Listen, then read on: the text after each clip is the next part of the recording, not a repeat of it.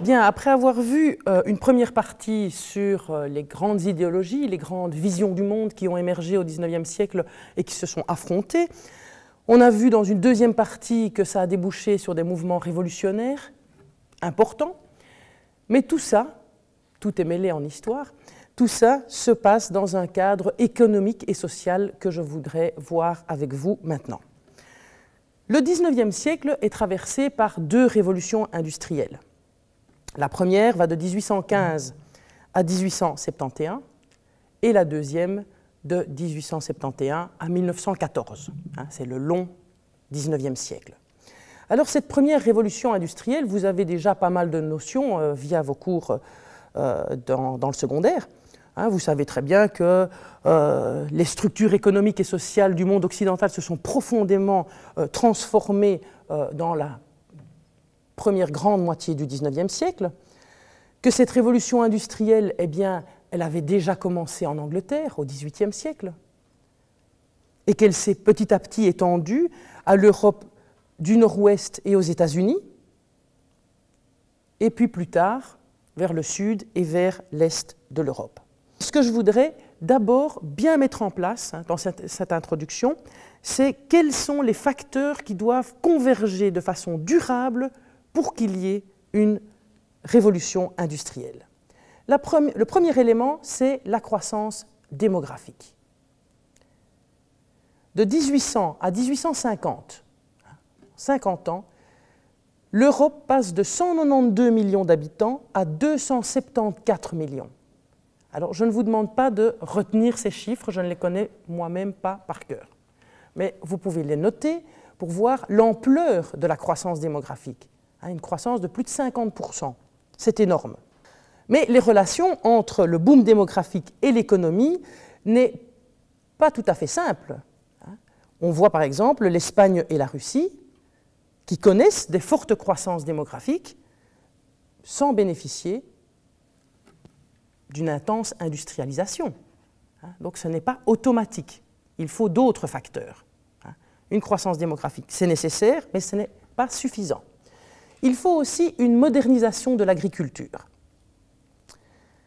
Alors les principaux progrès qu'on va connaître au XIXe siècle, c'est étendre les surfaces cultivables. On va défricher, assécher les marais, on va pratiquer des cultures fourragères au lieu des jachères, et donc on augmente les surfaces cultivables. Mais ça permet aussi d'associer l'élevage aux cultures céréalières, qui sont, elles, destinées à l'alimentation humaine. Le fumier animal va engraisser le sol, par exemple, tandis que la mécanisation, importante, lente mais importante, va gagner petit à petit les campagnes. En conséquence, et c'est ça qui est important avec cette modernisation de l'agriculture, ce sera une intensification des méthodes de travail. C'est de permettre de mieux assurer, par exemple, le ravitaillement des villes. Boom démographique, donc on va voir qu'il y a les villes qui vont grandir, mais il faut ravitailler ces villes, donc il va falloir penser à des méthodes pour ravitailler les villes, sans que ça ne requiert plus de paysans, au contraire. On va aussi, avec la mécanisation, libérer de la main-d'œuvre des campagnes qui vont pouvoir alimenter la main-d'œuvre ouvrière. Et c'est clair que c'est au milieu du XIXe siècle que le phénomène d'exode rural va s'intensifier et même se généraliser en Europe. Donc la première moitié, ça commence doucement, mais ça se généralise à partir de 1850. Et bien entendu, cet exode rural fournit une main-d'œuvre pour l'industrialisation proprement dite. Mais ça ne suffit pas. Croissance démographique, modernisation de l'agriculture, il faut évidemment, pour qu'il y ait l'industrialisation, des progrès purement techniques. Ces progrès, eh bien, ce qu'il faut absolument retenir, c'est la machine à vapeur, avec les bateaux et les chemins de fer, je vais y revenir, la substitution de la coke au charbon de bois. Et ça intervient dans la fonte du fer, c'est-à-dire qu'on va vers l'acier. Ça permet le développement de la métallurgie, des aciéries dont on parle si tristement aujourd'hui. Et enfin, la machine à filer et tisser le coton, qui va permettre l'industrialisation du monde textile. Et enfin, un dernier facteur qui n'est pas des moindres, c'est une nouvelle mentalité qui est favorable à l'essor de l'entreprise moderne et à un nouvel environnement juridique qui permette l'apparition de cette nouvelle mentalité.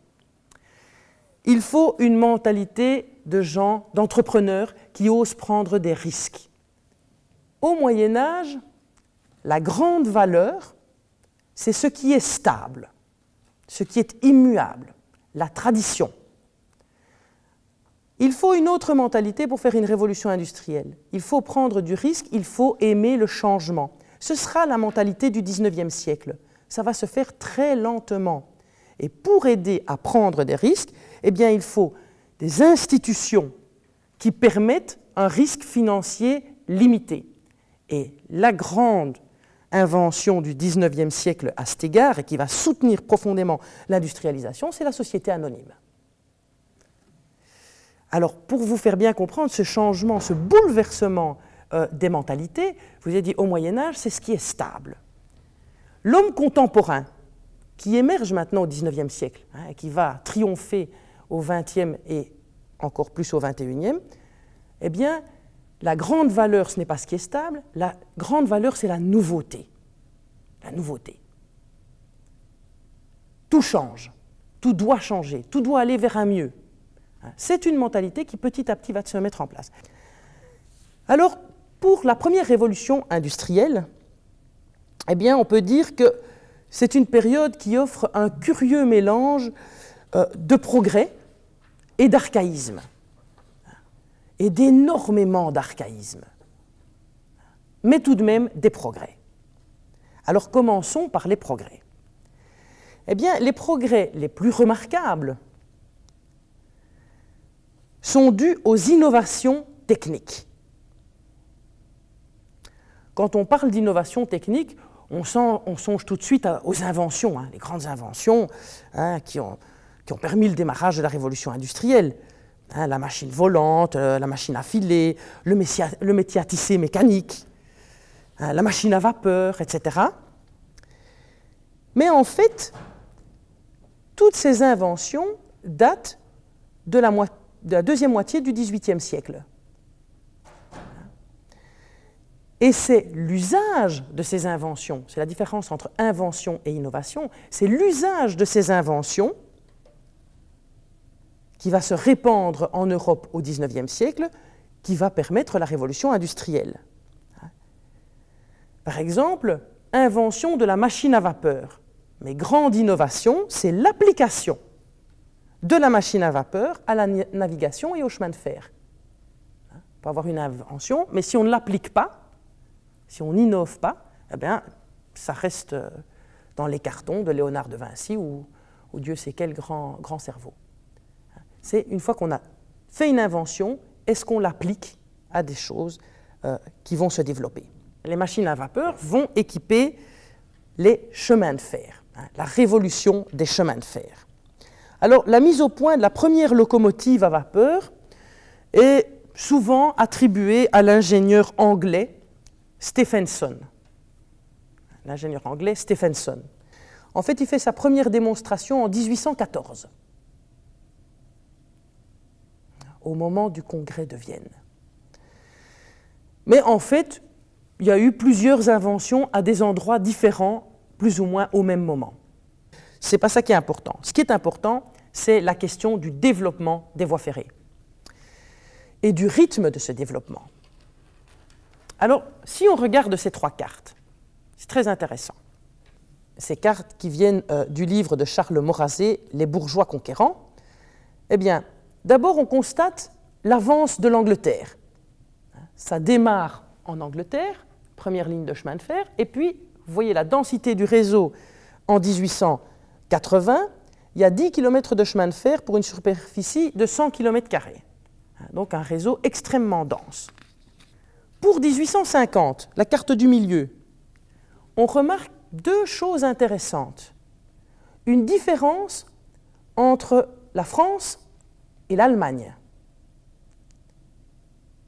Alors c'est très intéressant. Vous voyez comme tout va être mêlé. On est obligé de faire des chapitres différents, mais tout est mêlé.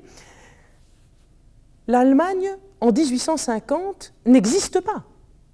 Elle n'est pas unifiée. Il y a le royaume de Bavière, le royaume de Prusse, le Wurtemberg, etc., etc., sera unifié qu'en 1870-71. Eh bien, malgré ce manque d'unification politique, on voit que cette unification, elle est en marche au plan économique. L'Allemagne est unifiée par les chemins de fer, avant d'être politiquement un empire. Elle compte 6000 km de voies ferrées en 1850. La France est en retard. Et au plan économique, la France, on va le voir dans les archaïsmes, est, pour la partie occidentale de l'Europe, en retard par rapport à la Belgique, aux Pays-Bas, à l'Allemagne, etc. Elle n'a que 3000 km, mais intéressant aussi, quand on voit, tout est centré autour de Paris. On voit un pays centralisé. Il y a Paris, et puis toutes les lignes de chemin de fer rayonnent de là. On va toujours vers Paris.